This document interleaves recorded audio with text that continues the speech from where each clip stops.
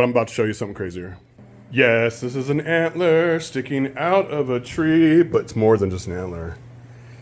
It's the whole entire skull, and this tree is now growing around it. So, what are the most popular hypotheses on how this whole head of an elk got stuck in this madrone tree? What's crazy is we actually don't know the true story of what happened to this elk and how it died inside of this tree. It was brought to us, it was a gift by someone who was just hiking. So we have no idea what its story is. So our theories that we've kind of developed over time is that one of the main thoughts is that this elk had grown velvet on its antlers, and every year they have to shed that velvet off. So the velvet's like the Fuzzy skin layer, or whatever? yes.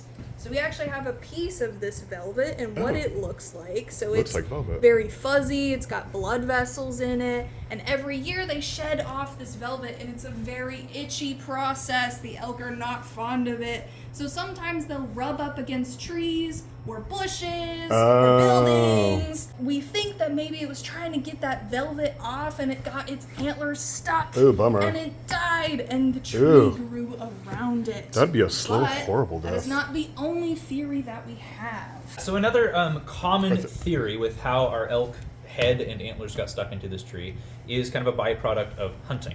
So we know, especially in contemporary times, that a lot of the antlers and the skull are kind of a trophy of the elk, but really it's not necessarily the most usable piece. If you're hunting it, probably part of what you want out of this is food.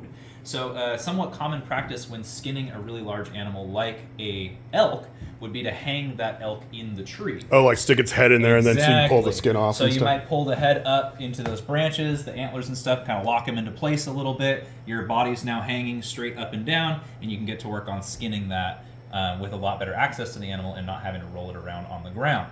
That So makes it's sense. possible that that skull, the antlers were left for whatever reason. Maybe the person had to leave in a hurry. Maybe they really just wanted the meat, and then the tree continued to grow around them that way.